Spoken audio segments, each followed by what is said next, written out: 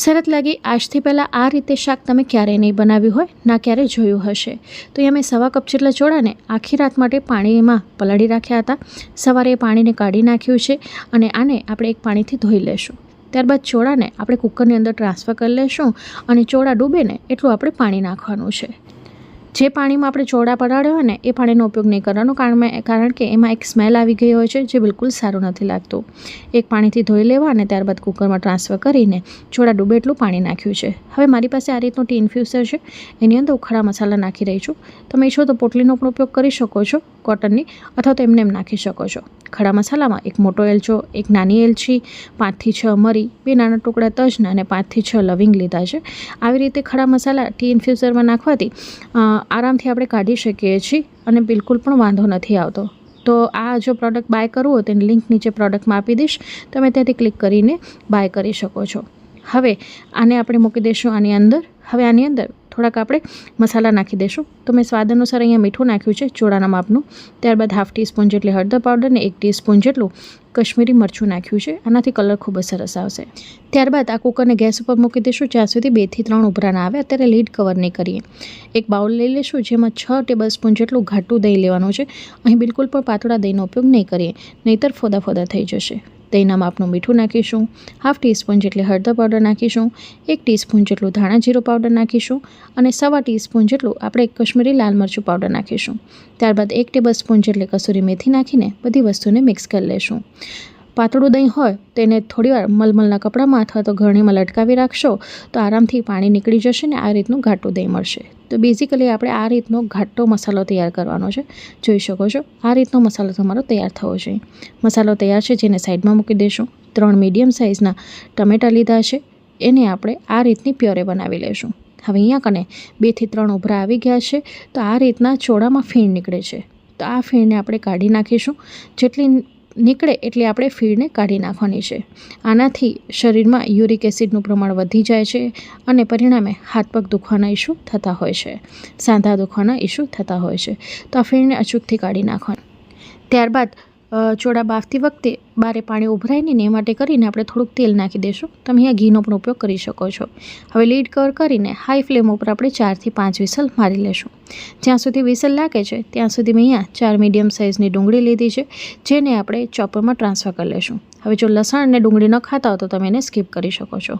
અહીં 4 તીખા મરચાં, 1 ઇંચ જેટલો આદુનો ટુકડો અને 10 થી 12 કળી લસણની લીધી છે.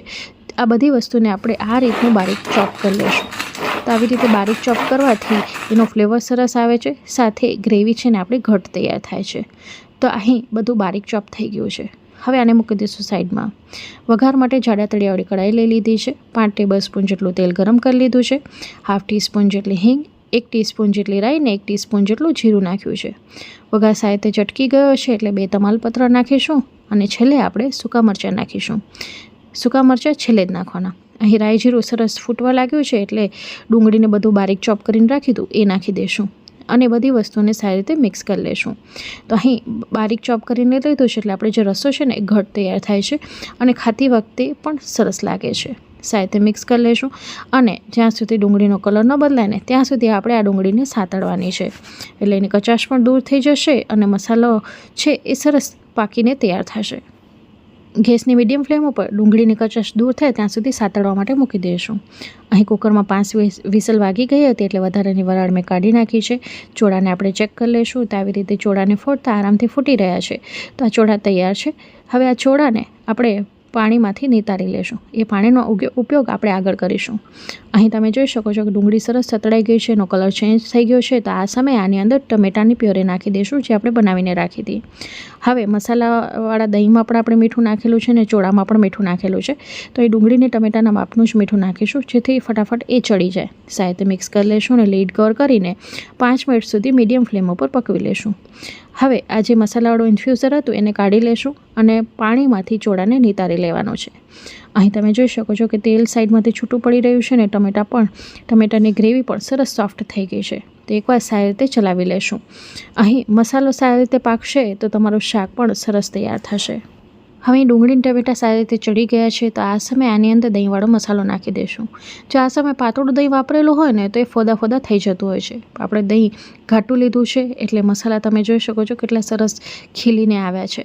હવે આ દહીં પાકે ને ત્યાં સુધી આપણે રાહ જોઈશું. તો લીડ કવર કરીને ફરી પાછું આપણે 5 મિનિટ સુધી પકવી લીધું છે. તો દહીંને પાકતા વાર નથી લાગતી. જોઈ શકો છો સાઈડમાંથી બધું તેલ છૂટું પડી ગયું છે અને ગ્રેવી કેટલી સરસ તૈયાર થઈ છે. એકદમ મોંમાં પાણી લાવી દે એવું આ શાક આપણું તૈયાર થશે.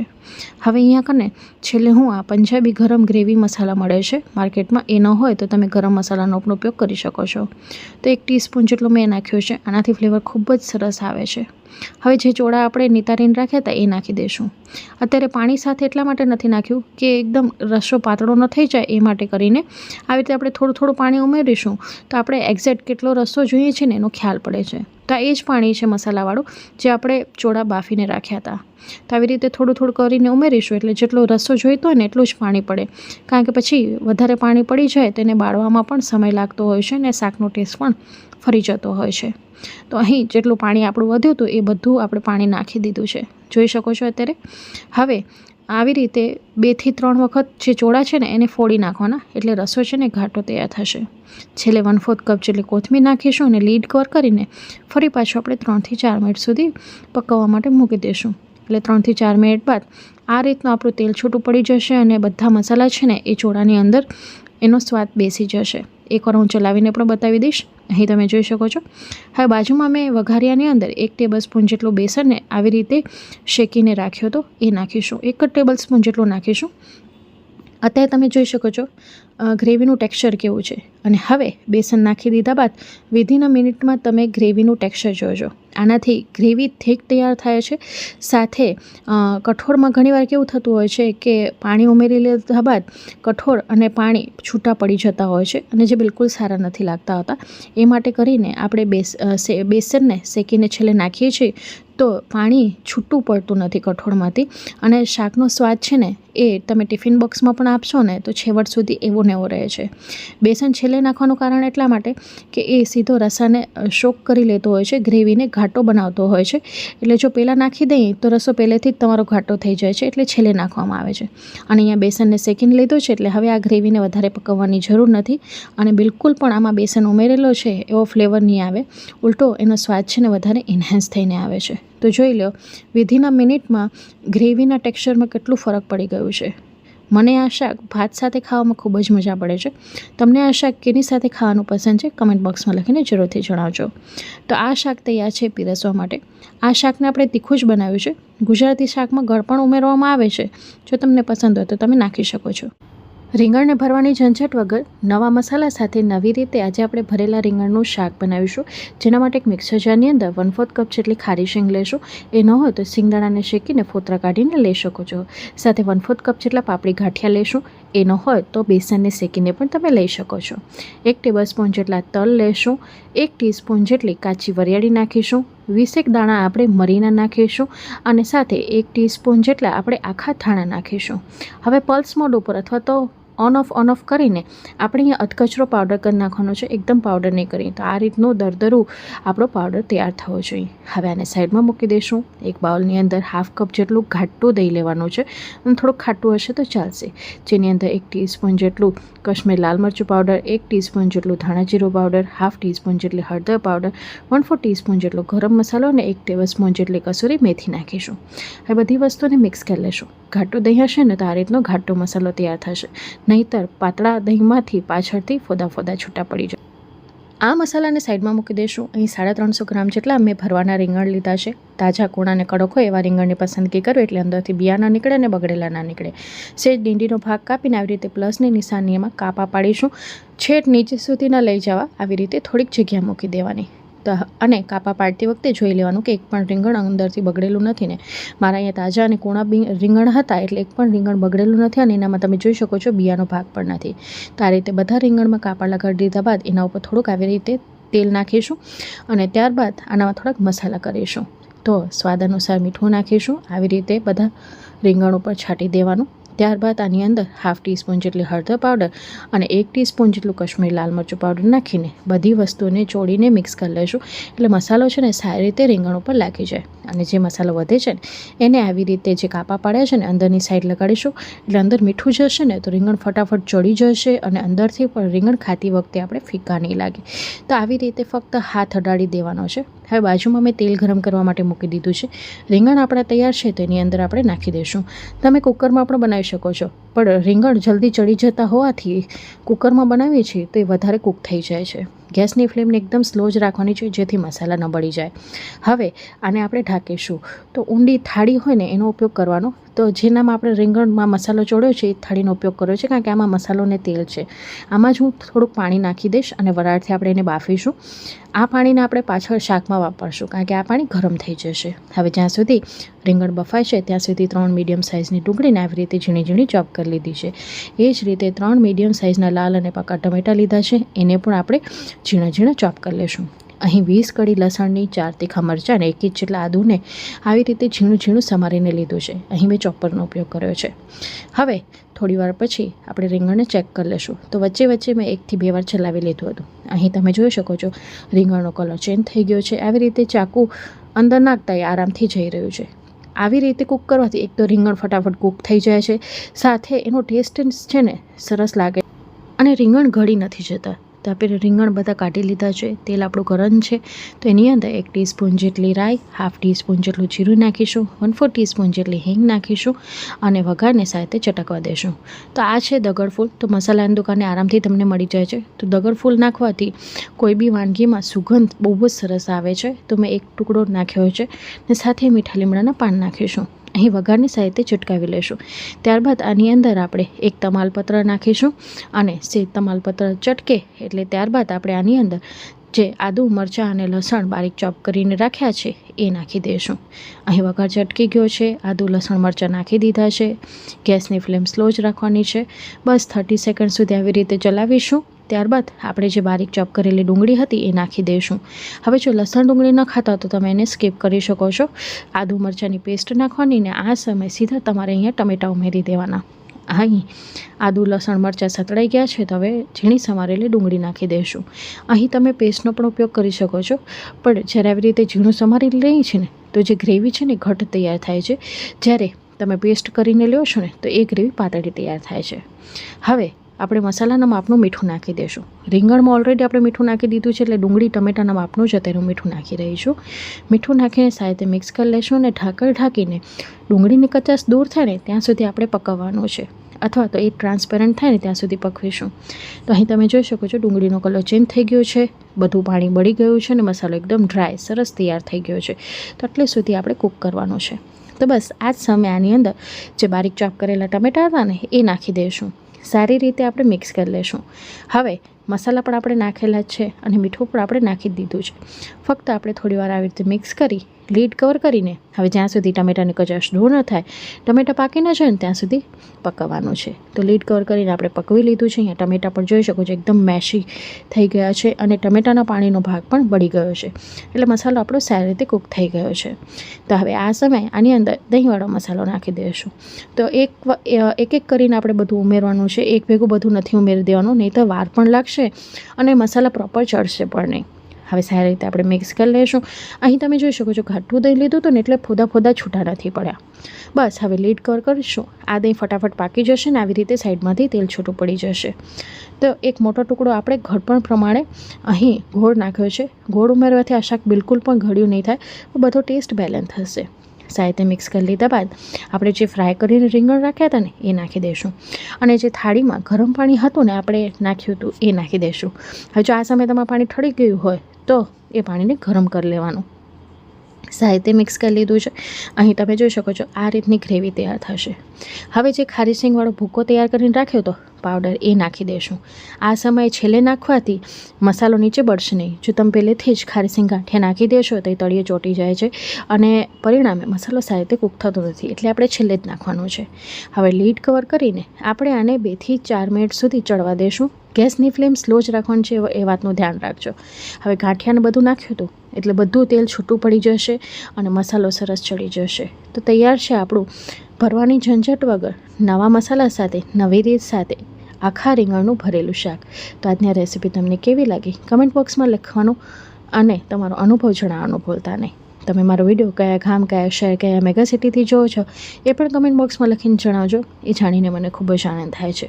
તો આ શાકને તમે રોટલી, ભાખરી, રોટલા ગમે તેની સાથે સર્વ કરી શકો છો. ખૂબ જ સરસ લાગે છે. પરોઠા સાથે પણ ખૂબ જ મજા આવે છે ને ઇવન ભાત સાથે જોડીને ખાવાની મજા જ કંઈક અલગ છે. તમને આ શાક કેની સાથે ખાવાનું પસંદ છે એ પણ જણાવજો.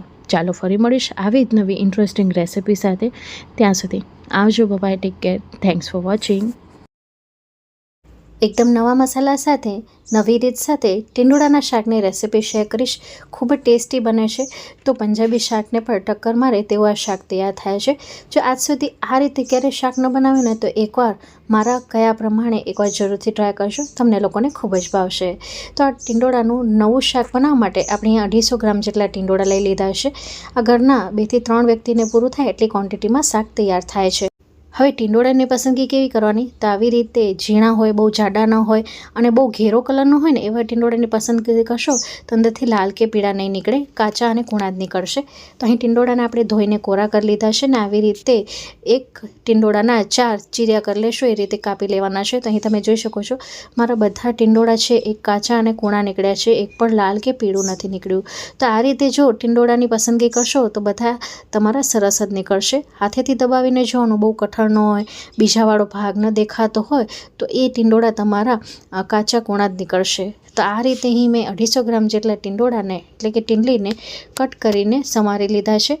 આ શાક છે એ ખૂબ જ ઓછા સમયમાં બની જાય છે અને ખૂબ જ લબાબદાર તૈયાર થાય છે. તો આ રીતે એકવાર જરૂરથી ટ્રાય કરજો.